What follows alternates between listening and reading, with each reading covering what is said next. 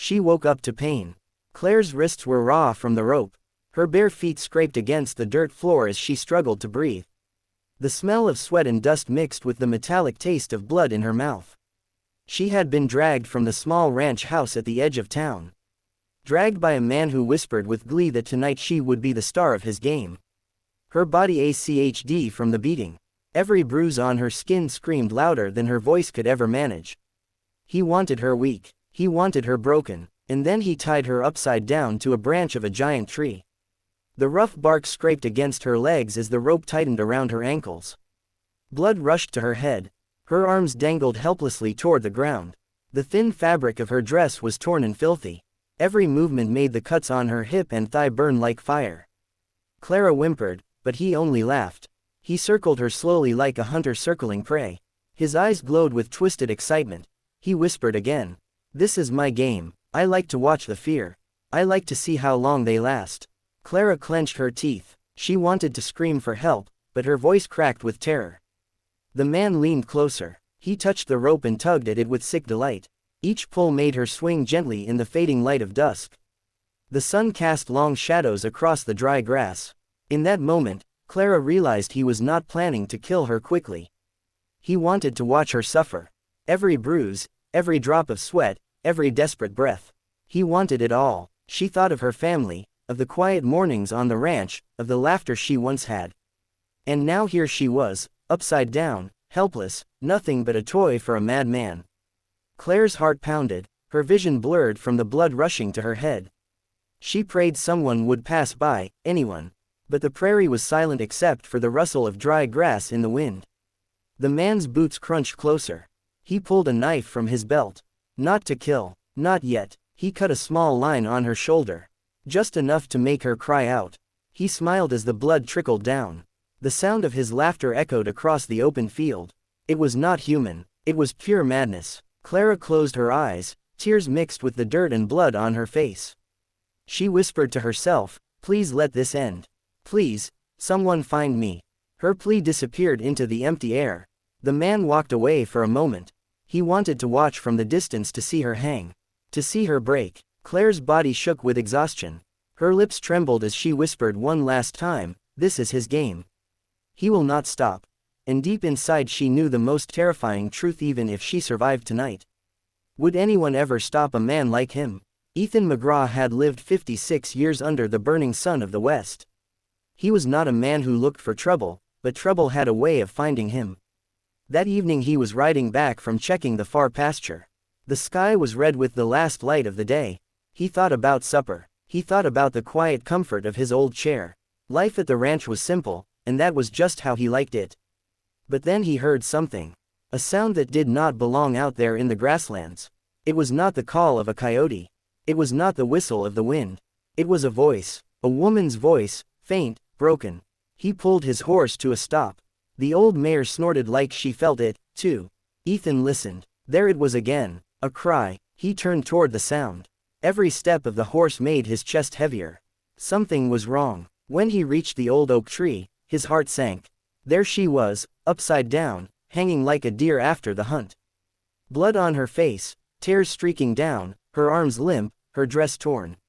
Ethan jumped from his horse so fast his knees cracked.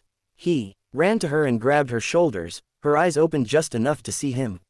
She whispered, "Help me."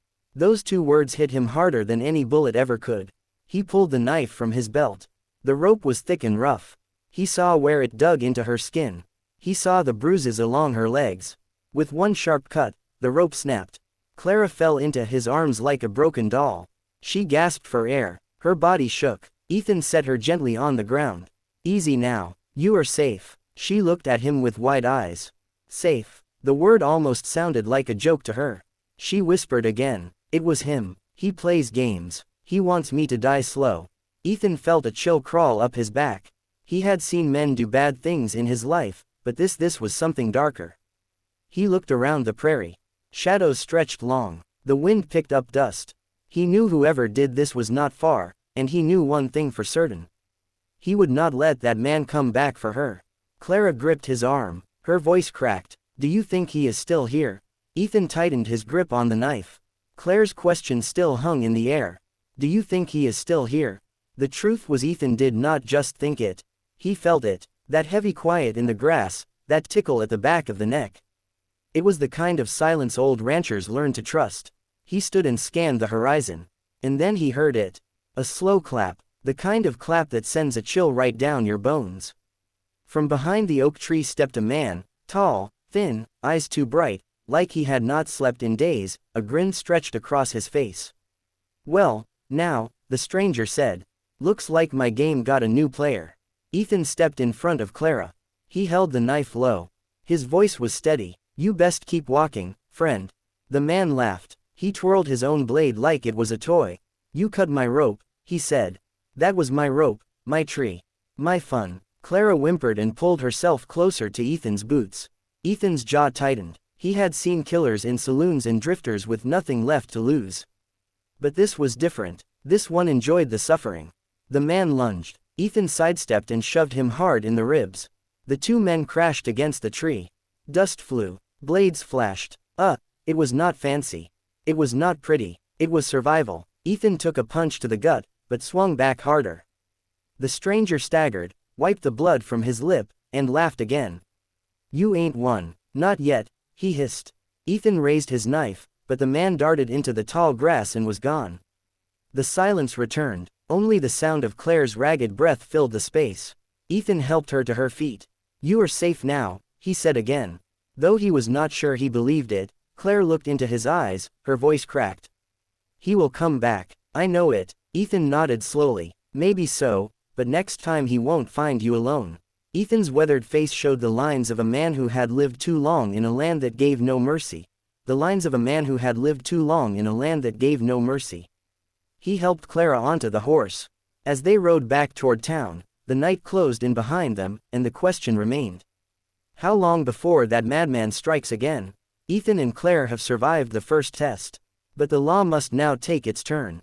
In the next part, we will see the sheriff and the town decide what to do with a man like Silas Crow. So, if you want to follow this story, make sure you subscribe right now and don't miss what comes next. The ride back to town was slow. Clara leaned against Ethan, her body still weak from hanging too long. Every step of the horse jarred her ribs, but she stayed quiet, her eyes never stopped scanning the dark prairie behind them. Ethan spoke soft. "You are safe now. The law will take care of him." Clara nodded, but her grip on his arm said she was not convinced. By the time they reached the sheriff's office, the oil lamps were glowing in the windows. Sheriff Tom Dillard was a heavy man with tired eyes. He listened as Ethan told him everything. How he found Clara hanging in the oak tree. How Silas Crow had stepped out of the shadows grinning like a demon. How they fought and how Silas ran. The sheriff scratched his chin. "Sounds like Crow's finally gone too far," he muttered. Within the hour, a small posy rode out. By morning, they had Silas and Irons dragged right back into town. Clara flinched when she saw him. He winked at her through the bars like it was all still a joke. At the hearing the next day, folks from town filled the room. Ethan stood beside Clara as she told her story. Every word made her tremble, but she held her head high. The bruises on her skin were proof enough. The judge leaned forward. "Silas Crow, you have been a menace in this territory long enough." Silas smirked. But then the gavel came down and the sentence was read. Not prison, not even a whipping, just a fine, a warning, and a promise to stay out of trouble. The room erupted with whispers. Clara gasped. "That is all," she whispered to Ethan. Ethan's jaw clenched tight. "That is the law," he said, though his voice carried no faith in it. Clara felt the sting of injustice more than the bruises on her body. She looked at Silas one last time. He only smiled wider as if the law itself was part of his twisted game. On the walk out of the courthouse, Clara spoke, "He will do it again. You know it, and I know it." Ethan did not answer right away. He stared at the wide-open sky above the street, his hand resting on the hilt of his knife. Sometimes the law was too slow for the frontier. Sometimes justice had to find another way. And deep down Ethan knew the story was far from over. Clara may have been saved and Silas may have been warned, but evil does not fade so easy. So what will happen when the rancher and the young woman find themselves face to face again with a man who refuses to stop? The days that followed were quiet, at least on the surface. Claire stayed at Ethan's ranch, rested in a small room that smelled of cedar and fresh hay. Her bruises slowly faded, but the memory of that night stayed sharp. Every time the wind rattled the barn door, she flinched. Every time a shadow moved across the window, she held her breath. Ethan noticed. He never said much, but he made sure she never felt alone. He brought her water, cooked her meals, and even told her small stories from his years on the trail. Claire found herself smiling at moments she thought she had lost forever. There was something steady about him, like the land itself. The more time they spent together, the more she realized he was not just the man who cut her free. He was the man who gave her hope again. One evening, they stood by the corral, watching the horses graze in the fading light. The sky turned gold, then purple, and the air grew still. Claire whispered, "I thought I was finished that night." Ethan glanced at her. "You were strong enough to hold on. Strong enough to be here now." She lowered her eyes. "Sometimes I wonder why. Why did it have to happen at all?" Ethan sighed. "Out here, the world is not fair. The law does not always protect us. But every time we stand back up, every time we keep living, we take something away from the darkness." His words lingered in the air like a prayer. Claire leaned against the fence. And for the first time since that terrible night, she felt a flicker of peace. It was not just survival anymore. It was the beginning of something new. Maybe it was love. Maybe it was simply two souls who had been tested by fire and found each other in the ashes. But whatever it was real and it was enough to keep her moving forward. Now the question is, what do we take from their story? Do we let fear control us, or do we rise even when the odds are against us? Clara and Ethan remind us that courage is not the absence of fear. It is the choice to keep going in spite of it. If this story touched you, give it a like and share it with someone who needs a little strength today. And make sure to subscribe so you do not miss the next tale from the Wild West. Because sometimes the most ordinary people carry the most extraordinary courage. The night grew darker. The prairie stretched endless before them. And though Clara was safe for now, one thought lingered in her heart. She turned to Ethan and whispered softly, "Do you think there is a chance he might come back? Maybe one day when we least expect it. Could he be out there waiting? Has the game truly ended?